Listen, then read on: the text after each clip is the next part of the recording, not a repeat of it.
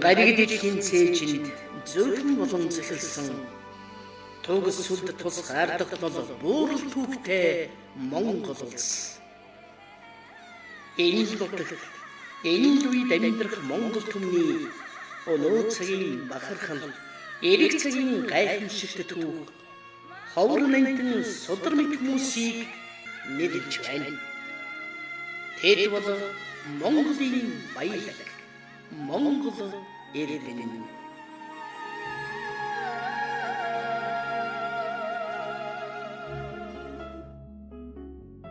Сайн мэцхан уу их үзэгчтэй. Mobicom корпорацтай хамтран үзэгч та бүхэнд хүргэж байгаа Монгол эрдэнэ нэвтрүүлэг эхэлж байна.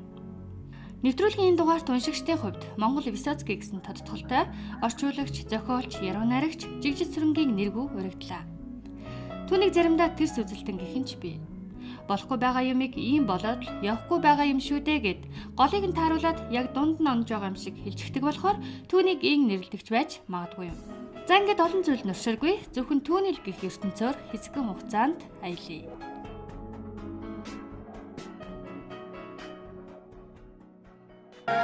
Тэгэхээр уран бүтээлчид чиний хэлснээр хамгийн их шатаж явдаг. Өөрөөр хэлбэл дотроосоо дандаа огшиж явдаг. Ямар ч тааруухан уран бүтээлч тийм үү? Ямар ч том даргаас илүү ариун сэтгэлтэй байдаг. Ер нь угаасаа албан тушаал эрх мэдэл гэдэг үл хүнд дандаа уур хилэн дээрлэхүү занга олгож байдаг.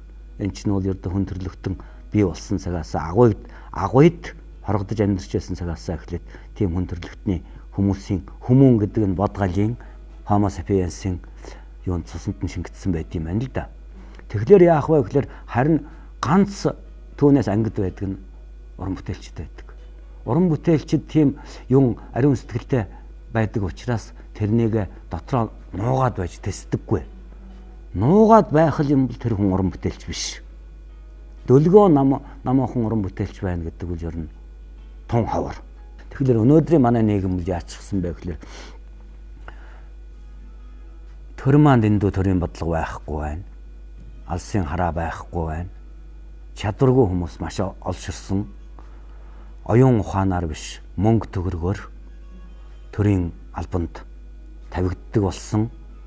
Тэгээд яах вэ гэхээр төрийн албанд мөнгө төгрөг шалгуур болсон учраас өөрөөр хэлбэл хээл хахуул шалгуур болсон учраас яах вэ гэвэл толгой нь хоосон байдаг. Тийм үү? Өнөөдөр нэг төрийг байтугай сумыг аваад явах тайны гайгүй аятайхан удирдагч, тэргүүлэгч гэж ярил л да, удирдагч гэхэ болий, дарга гэхэ болий. Тийм тэргүүлэгч хүн манай тун хавар болчихсон байж шүү дээ.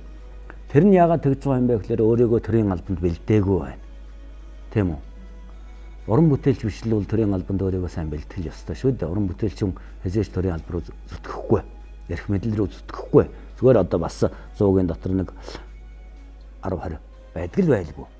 Тэгэхээр яаж ийнө гэхээр тэрнээсээ болоод дээрлэхүү зантай. Хүн суртал биш. Ердөө юугаа мэдэхгүй. Хууль дүрмээ шудраг ёсны хэм хэмжээг мэдэхгүй. Тийм үү? Эрхээ их сайн мэддэг. Эрхийг нь нэгдсэн үндэсний байгууллагаас хүний эрхийн түгээмэл тунхаглал гээд батлаад өгчихсөн. Гэтэл хүний эрхийн түгээмэл хариуцлагын тунхаглал гэсэн юм яагаад байдаггүй юм бэ? Тийм үү? Би одоо бодож байгаа штэ. Уран хаагуутай нийлж байгаад нэг тийм нэг Монгол хүний түгээмэл хариуцлагын тухай тунхаг гэж гад юм уу? Амьдрахын тулд ямар нэг юм хийж чаддаг байх хэрэгтэй. Максим Горький. Аливаа хүмүүсийг муулах шиг амарх юм байдаггүй. Нийгмийг муулж байгаа нь ямар учиртай, нийгмийн энэ болохгүй юмыг яриад байгаа тэсэхгүй дуграад одоо ханда миний тэрсэлтэн гэж юу яах вэ? Тэсэхгүй дуграа яаж вэ нөгөө гэхээр зүгээр миний энэ жаахан бүндгэр дотроо юм уншиж хийснээ л одоо ханда өрнөлөө ач тус байх л да. Аливаа юмыг хэдий ч нэ их унших тусам бусад ялахгүй юмыг анзаархаа болдог л доо. Хэдий ч нэ их юм ертөнцийн амьдралын хорвоогийн зүй тогтлын нарийн учир наад цаадыг ойлгох тусам ялих шалихгүй юмыг тоохоо болчихдог. Тэгээд даян хийгээд явчихдаг. Гэтэл тэрнтэй тэдэнтэй адилхан дугай байгаа чадахгүй байгаад байж чадахгүй хүн байх юм л да. Маний мэдчиг.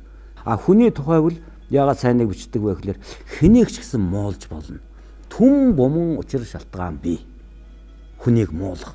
Гэтэл яаж яана вэ гэхээр угаасаа хүний тэр сайн сайхан нууцлаг авьяас тийм ариун зан чанар тийм ээ энийг нь олж харна гэдэг бол мянган мууг нь олж харахаас илүү хэцүү юм л да. Ямар ч тааруухан уран бүтээлч тийм үү ямар ч том даргаас илүү ариун сэтгэлтэй байдаг. Шүлэг жижиг энтер орчуулах амрах штэ. Тэр нь бол аливаа хүмүүсийг муулах шиг амрах юм байдаггүй. Хондохгүй дарс гэж юу хэлээд байна? Ямар гоё юм бэ? Би өрдөөл хүмүүсээр л бахархдаг. 21 оны шийдвэрлэх гол ялалтыг авчирсан чинь бол бороо өнгөрөн байдаг. Нийгмийг мэрэгэн хүн өдөртдөг болохоос иргэн хүн өдөртдөггүй. Чи түрүү ингээд ярьж байсан да одоо энэ юунд том хар дээр байгаа жижигхэн өчүүхэн цагаан тод тусах уу аль эсвэл том цагаан дээр байгаа өчүүхэн хар тод тусах уу гэж тийм ээ. Тэгэхээр том цагаан дээр байгаа өчүүхэн хар их хүний нүдэнд амархан өртнө хаа гэж бодож байна. Тэгэхээр тийм учраас хүн бие биенээ муулах хэн амархан. Нөгөө нэг одоо ердөө бүр тулга таарсан яриа гэдэг шиг тийм ээ. Хүн амтныг муулах нь их байдаг. Гэтэл тэр сайн чанарыг нь хүний дандаа сайхан талыг яаж яадаг манай өвгдөө эцсүүл дандаа сайхан талыг нь олж өргөж тийм ээ тэгжл байдаг тийм сайхан ард түмний соёлтой зан заншлийн соёл гэж ярих юм тийм байсан шүү дээ. Одоо даанч одоо дэндүү атаархал их болж тийм ээ муулах нь их болж огтоос муулах сайлах байтугай муулахгүй тэр чигт нь хаях энэ чинь хамгийн том хавчлага бол энэ гэж байна шүү дээ. Жигжиг цэрэнгийн нэргүй инженерийн мэрэгжилтэйч амьдралын чухал хэсэг нь ном. Ном бүтээлгүйгээр амьдралыг нь төсөөлөх аргагүй гэж ярьдаг юм. Зохиолч яруу найрагчид дотроо бодож хүнд ойлгуулах гэсэн зүйлсээ уран бүтээлээрээ дамжуулан илэрхийлдэг. Түүний адил ном орчуулгын бүтээлүүд зохиолч яруу найрагч орчуулагч нэргүүгийн өөрийнх нь илэрхийлэл. Шүлэг жижиг энтер орчуулах амарх шүү дээ. Ер нь бол тийм үү? Шүлэг энтер орчуулах амархан шүү дээ. Ер нь бол яруу найрагчид бол орчуулах амархан. Зүгээр надад бол энэ хөөрнөлийн юмнаас илүү залхуугүй нэгдүгээр. Хоёрдугаар тэгээд нөгөө толгой гэхээсээ илүү онгодноо аваад өвчтгий.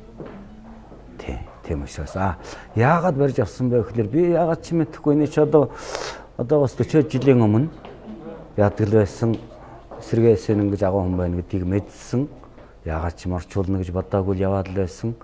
Гэхдээ ер нь яасан байх л да ер нь манай агуу арслангууд орчуулсан байх гэж бодсон байх. Гэтэл нэг одоо хондоо уржнан нэг сонирхоод үзсэн чинь ер нь олигтой орчуулга байхгүй л байсан байхгүй юу? Сэргээсээ нэг бөмбчүүлээгүй хүн байхгүй байсан. Тэгсэн мөртлөө эргээд уншихад миний санаанд төрсэн юм байхгүй байсан. Ингэж бүрэн хэмжээгээр нь орчуулсан юм бас байхгүй байсан. Зарим үгнүүдийг өстө улаан сайн буруугаар нь буулгасан юм бас байсан юм байна лээ. Дараа нь үзэх ч үдэ.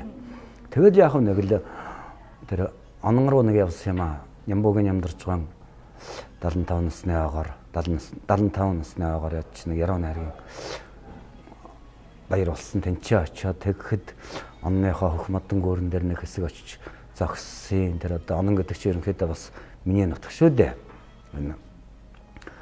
Тэгэхээр тэгээ тэнцээс сайхан нутгийн эсчс одоо хондоо энерги гэж ярьдаг тэр авсан юм болов. Эренгүүтээ ерөнхийдөө нэг 10 хоног суугаад туушиндаа тайсан. Тэгээ дараа нь тэр чинь хондоо 2009 онд тэгж гараад дараа нь ноднон урд нь орчуулж амжаагүй тэр аанаас нэг нагад жинхэнэ сонгодог найрагл нь байдаг.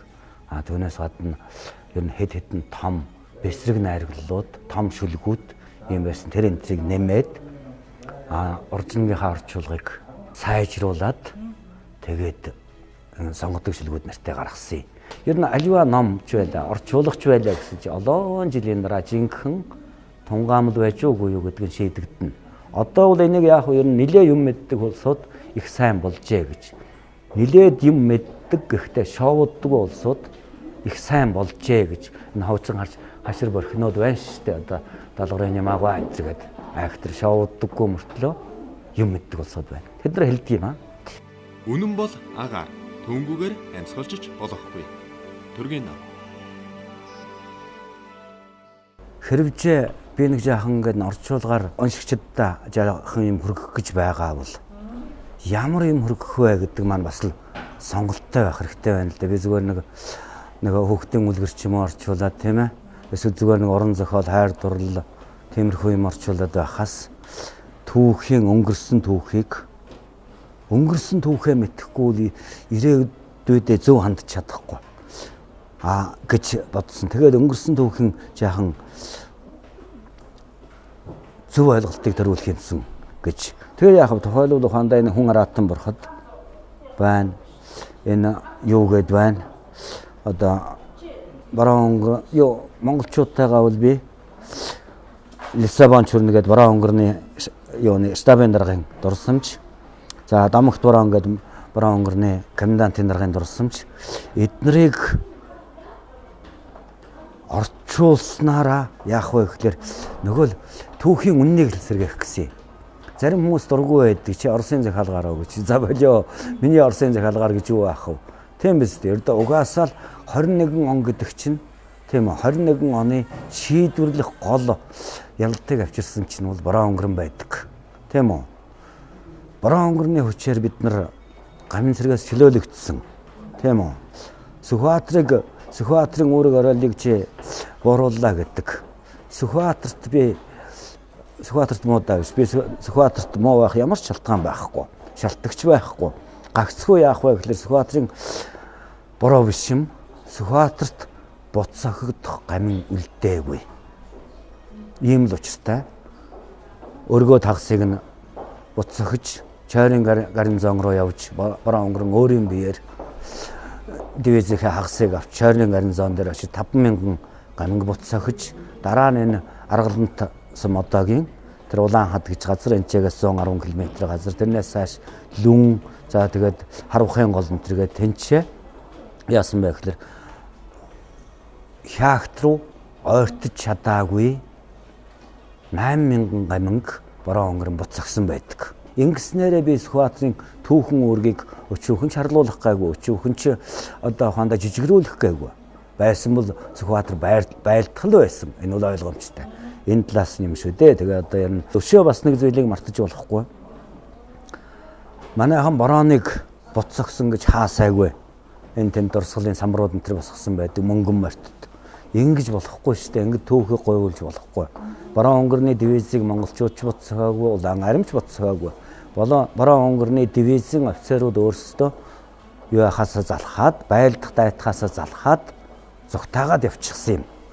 Монголын боороор Монголын энэ эгийн голоос 9 хоногийн дотор давхиад боороор гараад явчихсан юм аа. Нэгдүгээрт одоо олон жилийн замналтайсан хятадуудаас нь чөлөөлж өгсөн тэр манжин төрийн юу байна уу, хятадх байна уу? Одоо Монгол улс хятадын бүгд найрамд хятадд улстай ямар харилцаатай байгаа нь ч бас хамаа байхгүй.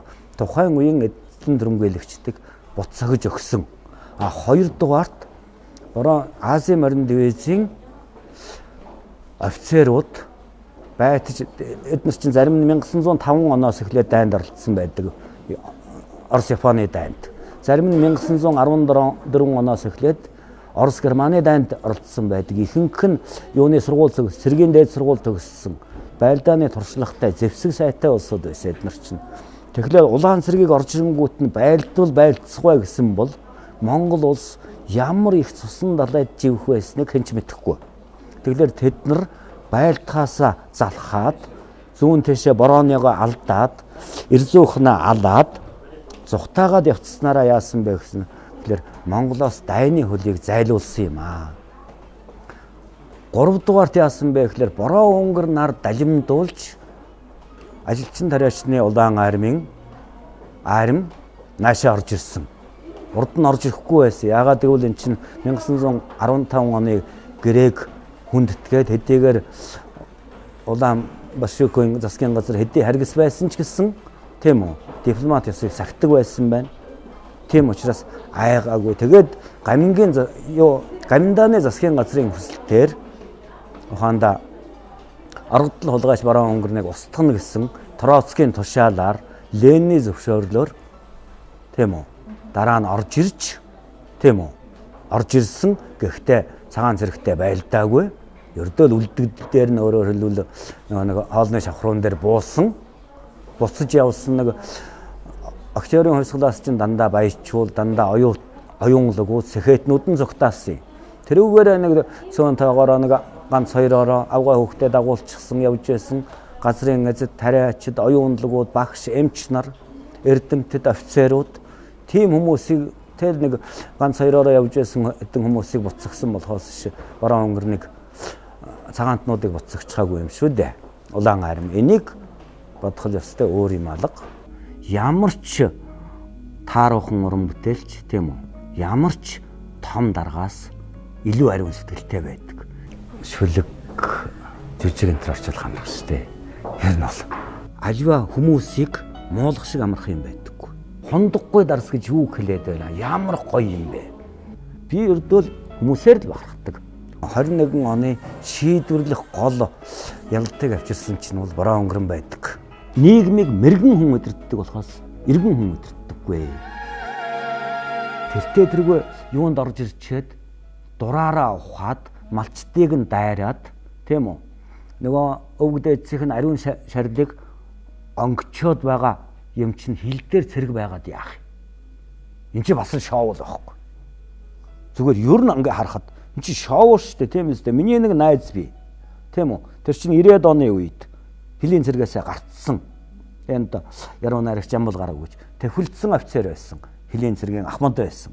Тийм үү? Тэр нөхөр нэг удаа тэр чинь 90-ад оны 91-2 онд хилийн цэргээс хаалгдсан ба хаа яасан бэ гэсэн чинь хотод ирээд ажиллаар ирээд нэг зочд буудалд буусан чинь хажуугийнх нь өрөөнд нөгөө хятадууд нь ирчээд шөнжөнгөө нөгөө Монгол охтуудыг шарлуулж хонсон гэж байгаа.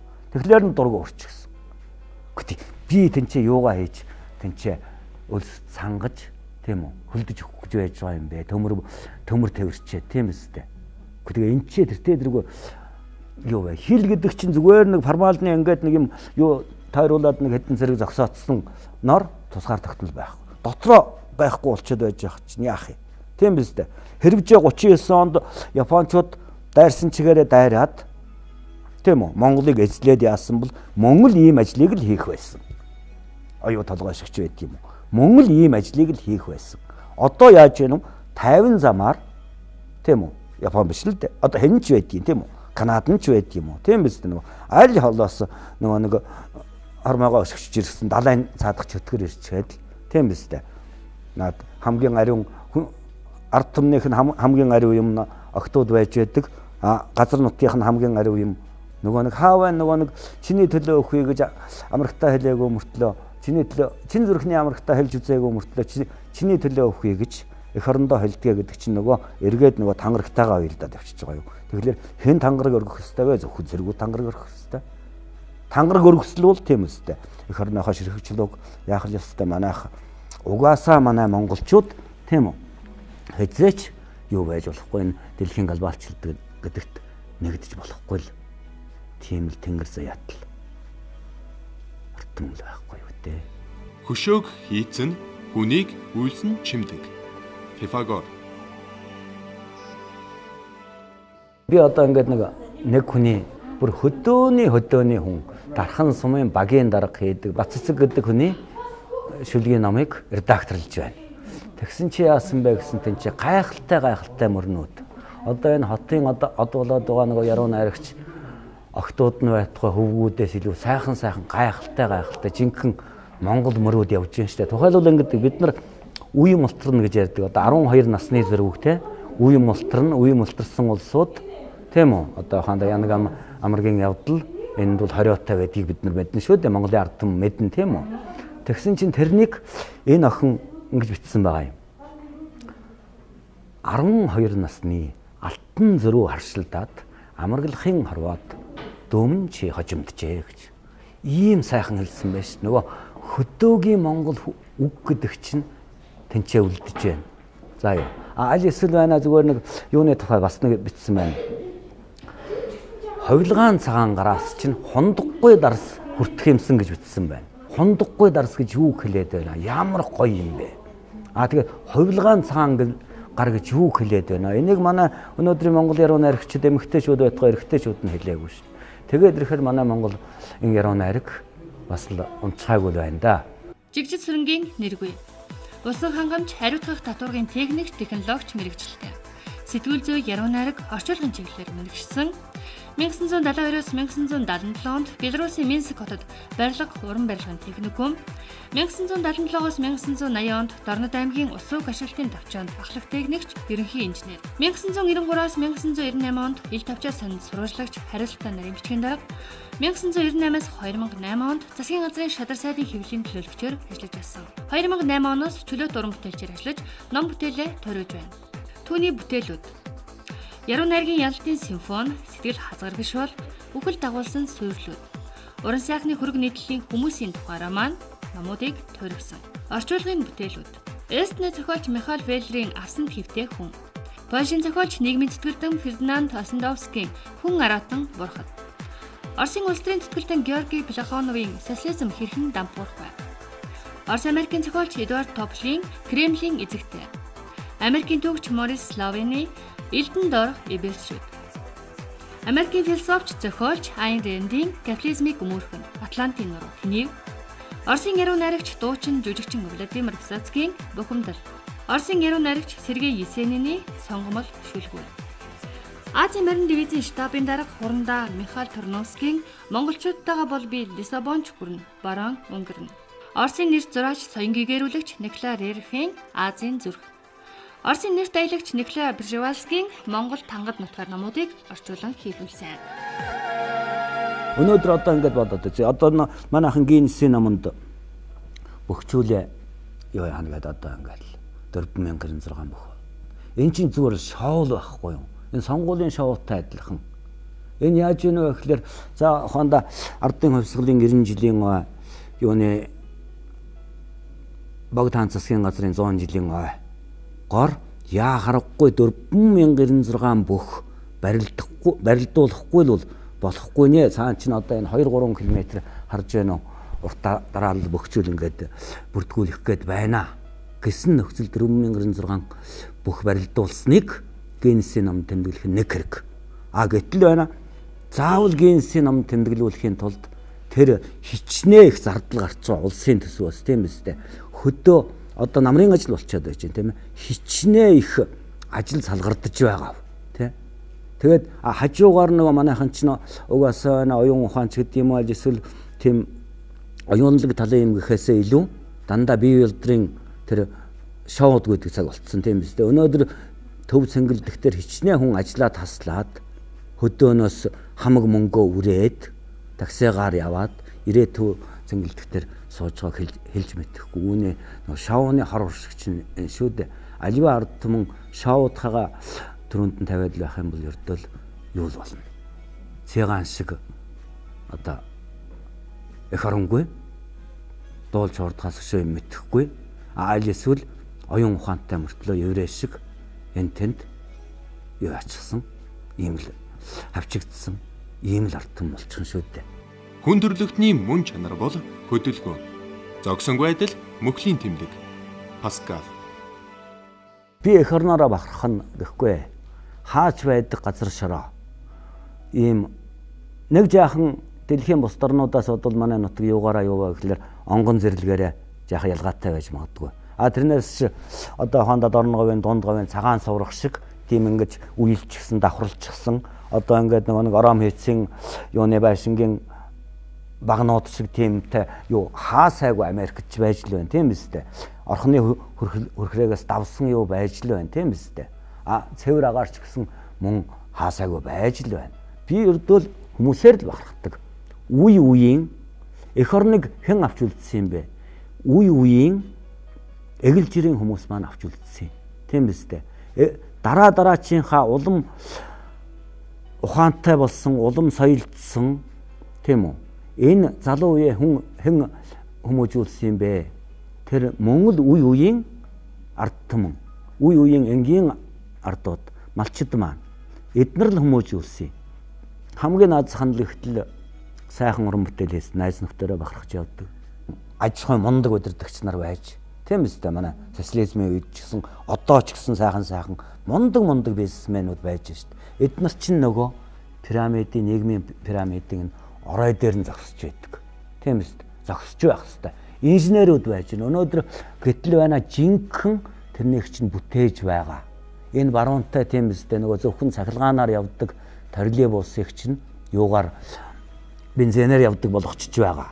Энэ нөгөө нэг аль социализмын үеийн 50 хэдэн онд тавигдсан Оросын тоног төхөөрөмжтэй цахилгаан станцыг чинь тийм үстэй нөгөө нэг тулгаа сураар болоо гэдэг шиг тийм үстэй. Тэр цахилгаан станцыг чинь яаж игээд ажилуулж байгаа. Тийм үстэй. Энэ шүүрэн шанаг болчихсон яндан хоолой дулааныч байла, цэвэр усныч байла, яндан хоолой гэж чинь тийм үстэй. Одоо ёстой юм байлигээрээ хүртэл брезентэн байлигээрээ хүртэл аваач чи нааж байгаад ус өгч байгаа бидэнд. Тэднэрээр би бахархаж байна. Газар шороогоор бахархахгүй. Энэ газар шороогоор бахархах ёстой биш. Газар шороог байлгах үүрэгтэй л болохоос бид нар тэрнээс ийм байна гэж очиж үнсээд байх нь тийм үстэй. Наана үнсчээ цаанаа болохоор тийм үү. Оросын ч гэдэм үү, Канадын ч гэдэм үү, Хятадын ч гэдэм үү төрөвчөнд аваашаа тэгээд байхыг бол би шаавал гэж боддог. Ямар ч тааруухан уран бүтээлч тийм үү. Ямар ч том даргаас илүү ариун сэтгэлтэй байдаг. Шүлэг жижиг энтер орчуулах амрах штэ. Тэр нь бол аливаа хүмүүсийг муулах шиг амрах юм байдаггүй.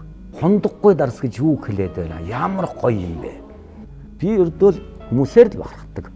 21 оны шийдвэрлэх гол ялалтыг авчирсан чинь бол бороо өнгөрөн байдаг. Нийгмийг мэрэгэн хүн удирддаг болохоос иргэн хүн удирддаггүй. Манай ирээдүйн чинь маш ухаантай, маш мэрэгэн удирдагч байх хэрэгтэй байна. Хүн бүхэн өөрөө мэрэгэн байх хэрэгтэй байна. Тэгж байж л тийм үү? Ирээдүйн маань олигтойхон төсөөлөгдөн шүү дээ. Энэ юу чинь хэзээ мэдгүй дуусан шүү дээ. Би ухаанда ойрын ирээдүй гэдгийг би 200 жилээр төсөөлж байгаа шүү дээ. Тийм үстэй. Наан харивжээ ороо дэлхий одоо ухаанда богцохгүй, сэгсэрчихгүй бол. Тийм ээ? Тэгэхээр ийм жоохон ард түмэн гэдэг чинь их л ухаантай түүхээ зардаггүй ямар хөрөнгө оруулалт дотоодын нийтвтэй гэдэг юм байна уу гэдэл эргээд л үзэхэд нөгөө энэ бүндгэр дотор юм л байгаа юм чинь байж байгаа байхгүй юу. Өгцөл тэгж ярьдаг байсан. Ихэдвэл тэнэг болно гэж. Тэр чинь байна нөгөө ихэдхээр хоол боловсруулах явц чинь нөгөө нэг үйл ажиллагаа хүний тарихны хамаг юм тийшээгээ зарцуулагдаад энэ рүү очиж байгаа цусан хангамт чинь багтаад энэ толгой ажиллахгүй хамаг цусан хангамт чинь тэр хоол боловсрол тий нийгмийг мэрэгэн хүн удирддаг болохоос иргэн хүн удирддаггүй гэдгийг одоо мэдэх цаг болжээ. Жигжид сүрэнгийн нэргүүгийн хэлснээр том цагаан дээрх жижигхэн хар тод харагддаг гэдэгчлэн хүн өнөөдөр богинохон амьдрах насанда хин нэгэндээ муу зүйл хийхгүйгээр олон түмэнд чаддгаараа сайхан элэгсэг найрсаг хандаж баярлуулж явах шиг сайхан зүйл гэж юу байх вэ? Өнөөгийн монголчуудаа уран бүтээлээрээ дамжуулан сайхныг өрөөж бас хөө өөртөө хэрэгтэй бүхнийг бишмаа гэхэд оюун санаагаа тэтгэж амьдрахыг өрөөж яваа. Инgiilэн уран бүтээлч жигжид сүрэнгийн нэргүүгийн зөвхөн түүнийг л гэх ертөнцийн өчөөхөн хэсэг энэ билээ.